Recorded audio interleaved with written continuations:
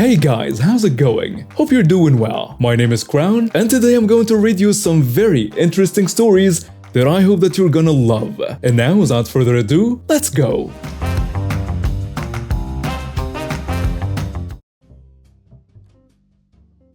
Been sitting on this story for a few months now. I work for a small moving company in my city. We move furniture and decor to many different places throughout the city. We got a call about moving a large load of bookshelves to a rather large industrial building. We loaded up 2 18-foot box trucks full of shelves and were ready to move. When we arrived at the building, we pulled around to the loading dock and began offloading the shelves. As we were bringing stuff out the truck, I went to building security to open the door. There had been a recent string of shootings in our area and everyone was locking all the doors. They handed me a doorstop and told me that I could prop the door open since we have a large load. So I propped open the door and we got going. We no longer had the first pallet of the truck when the building's maintenance manager came running towards us. He screamed at us, "What are you doing? You cannot have that door propped open." Now this man looked like he was somewhere between the ages of 76 and 105. He was as red as I've ever seen anyone. I calmly told him that security gave me a doorstop and told me since we have such a large load, we could keep the door propped open. Of course, he wasn't having it. "I don't care what security told you. You can't have this door propped open." At this point, my Native American timber got the better of me. I replied, "Yes, sir." I walked over to the door and picked up the doorstop. I walked back to security and explained the situation. They rolled their eyes and explained that this crotchety old fossil is always causing problems all over the building. They told me I could still prop open the door, but now I was mad and was feeling pity. "He doesn't want us to prop the door open? Alright then." There was a bother outside of the door, so I buzzed security asking them if they could open the door. Well, guess whose office was right by said door, and thus guess who security called to open the door and let us in? That's right, Fossil Man that was 2 days older than dirt. He opened the door and let us in. We made our delivery and came back to grab another pallet. I again buzzed security and they again asked the Fossil Man to let us in. This happened twice more before he stopped me and said, "You know, if you wanted to keep that door open, you can since you have such a big load." I replied with the biggest smile on my face, "Oh no, sir. This door cannot be propped open. I wouldn't want to upset anyone by doing that." He looked at me with a look on his face that was somewhere between murderous and the realization that he had made a huge mistake. 18 pallets later, we had the load delivered. And every single time, guess who had to let us in? It took us a little over 2 hours to get everything finished. The last pallet we delivered, I poked my head into the Fossil Man's office and said, "Thank you so much for your help." I am pretty sure he popped a blood vessel.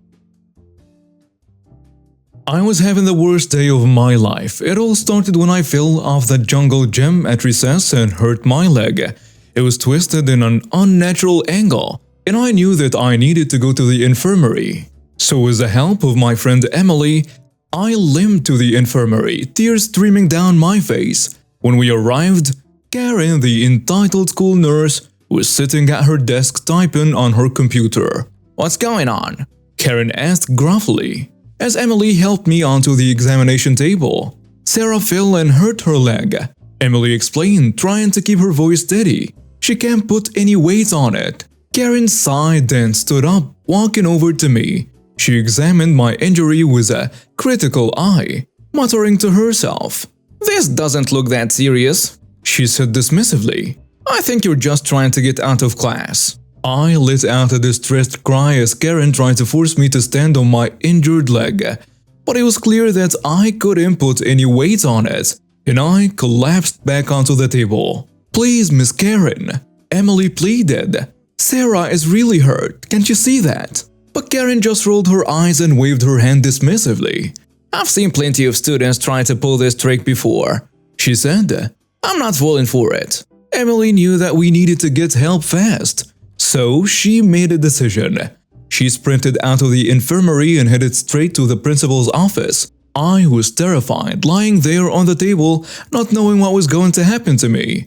But a few minutes later, the principal rushed into the room, looking alarmed. "What's going on here?" he demanded. Karen turned to him with a haughty expression. "This student is just trying to get out of class," she said, gesturing to me on the table. "I think she's faking her injury." The principal's face turned red with anger. "That's unacceptable," he said firmly. "Sarah is clearly in a lot of pain, and she needs proper medical attention. I am calling an ambulance right now." I was relieved when the ambulance arrived and took me away to receive proper treatment. The principal was kinda concerned, and I knew that he would make sure that Karen was punished for her behavior. A couple of days later, my mother came to me while in the hospital, and she was shocked and furious when the principal explained what had happened. Shockingly, she recognized Karen as her own high school bully, and at that moment, I knew that she would make sure that justice was served. I was relieved when the school board voted to terminate Karen's employment after my mother pressed charges against her. It was clear that Karen had a history of mistreating students and disregarding their injuries, and I was grateful that the school took swift action to remove her from her position.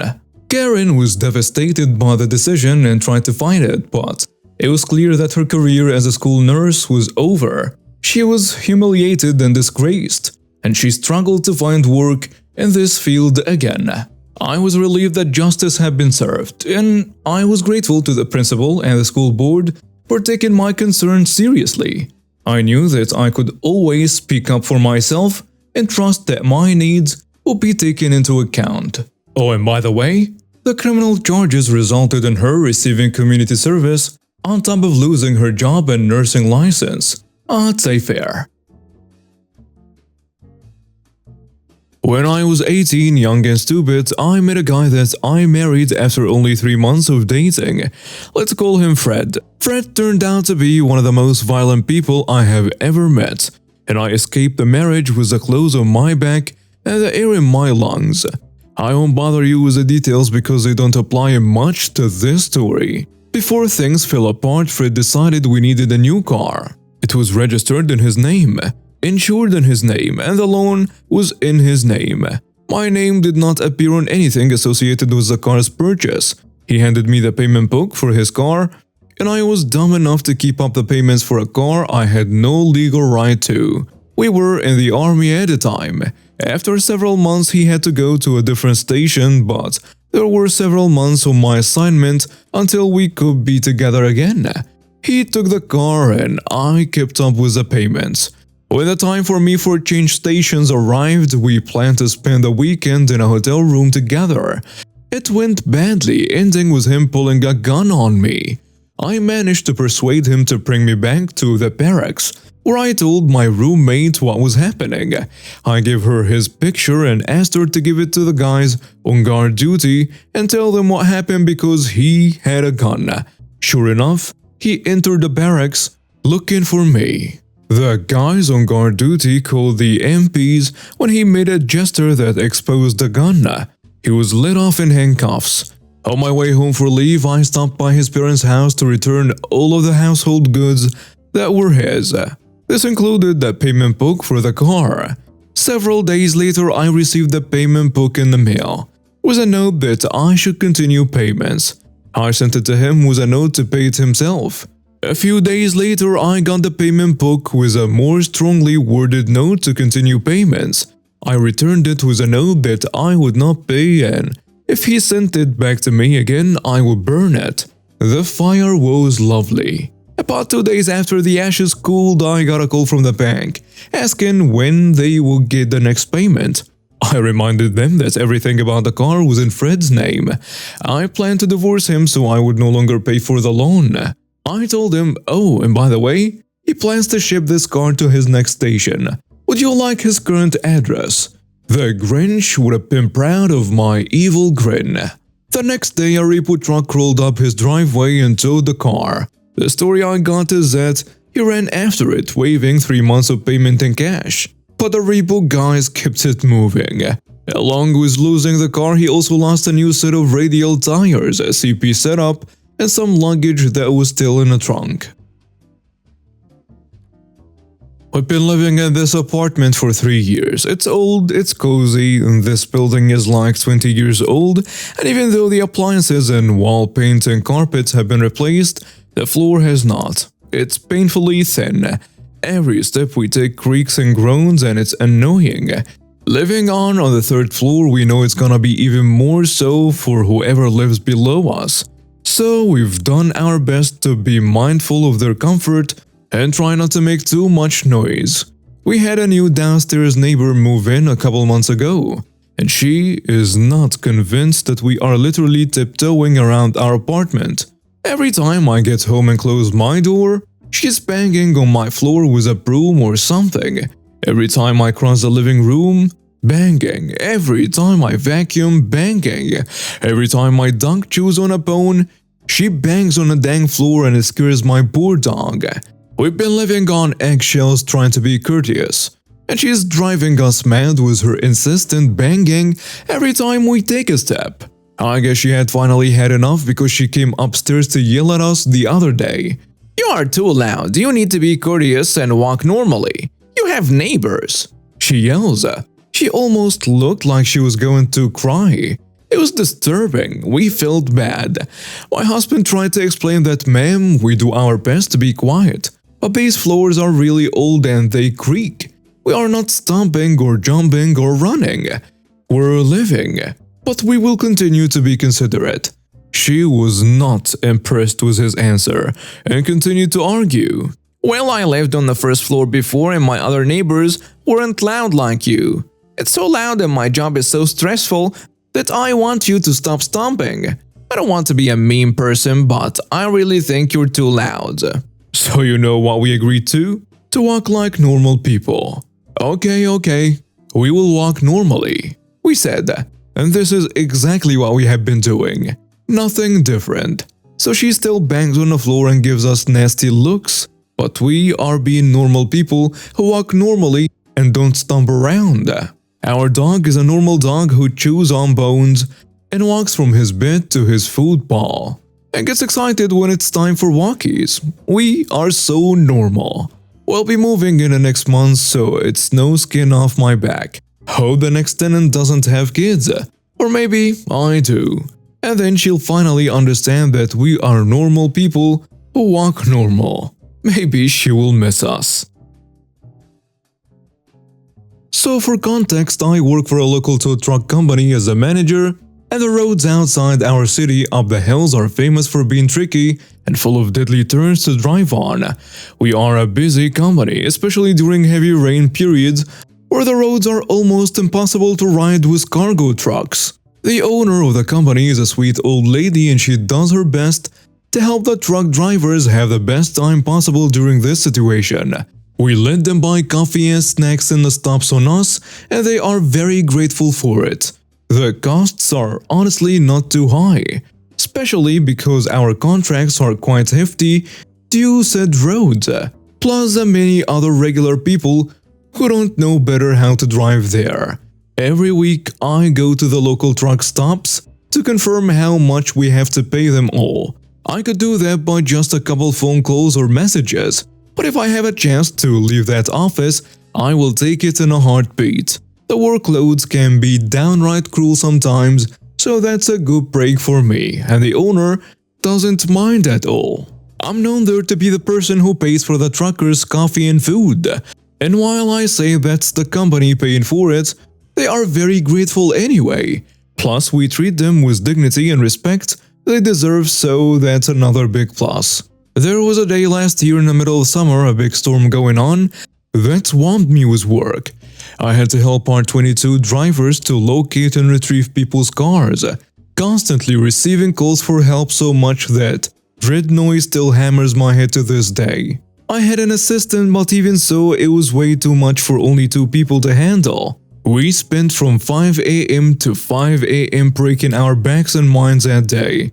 The road is even worse, so we had to work overnight. Then at 5 a.m. I was leaving home to rest and the owner said she could cover the weekly visit to the stops. I thanked her but told her to not care about one stop in particular because it was on my way home. Our office is located some miles off our city. Once I arrived at my regular stop to get a most earned mountain of food and so much coffee it could thicken my blood. I was met by all the regulars, talked with everyone about the crazy store man, chit-chatted while my order was being done. It arrived and I was feasting on it. Then I hear a loud man yelling something in the lines of, "What do you mean you can't help me? This is your job," to the cashier. I look back and tell myself, what a crazy jerk. It was Roger, fake name. He keeps screaming with the cashier about something with the tires of his car, so I plug the noise of my mind to finally eat my sustenance deed for an entire family. Then I hear a sharp and annoyed, "Hey you!" come in from behind me. I thought I was in the way of someone to catch one of the condiments close to me. So I say, my bad. Push the basket with them aside and keep eating. Then I hear a loud stomp and someone, Roger, pulling me by my shoulder yelling at me, "Fire that awful employee immediately!" I was still using my officer badge and clothes, so it's understandable Roger confused me with the manager, but I was just about over one of the most stressful days of my life and eating is sacred for me. So I simply released from his grip, turning back to my food, saying, "Go screw yourself." I could hear the cashier giggling and the owner, Bob, who happens to be behind the counter getting people's orders, giving a good loud laugh then promptly telling I'm just a customer and he's the one who runs business. Is that how you run your business then? Letting rude, lousy cashiers treat your customers as garbage and your other customers harass me without consequences? Bob looks at me and says, "I am terribly sorry you have to go through this, OP. I will see the bad customer out." Roger gives the biggest gasp I ever saw. "How dare you? You let your staff and customer harass good people like this? I am calling the police, and by the looks of your disgusting food, I bet your kitchen is dirty with rats and cockroaches. I am calling health surveillance too." I told him this food was 1,000 times better than whatever his wife does to him. Roger went into a bursting rage, threatening to get physical with me and yelling some very ruder words to me. But something Roger did not realize is that the restaurant was also full of truckers who were watching their friends being harassed. Some got up to defend us, and while we were in the middle of the confusion, I hear a rough, "Hey jerk, get the hell out of here." And while I looked back, there was 3 angry guys, each one with mechanical tools on their hands and one with a fire axe looking like they are ready to kill.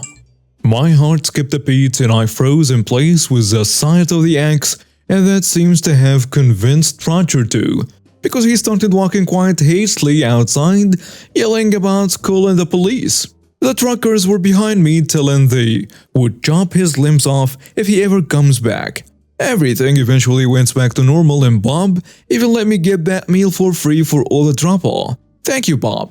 The police arrived later and we explained everything that happened. They asked if Bob wanted to press charges and he simply said yes. If I can get anything from this is, have the right friends everyone, and be kind with truckers. They are a crazy bunch. And now we have reached the end of today's stories. Thank you for watching and see you next time.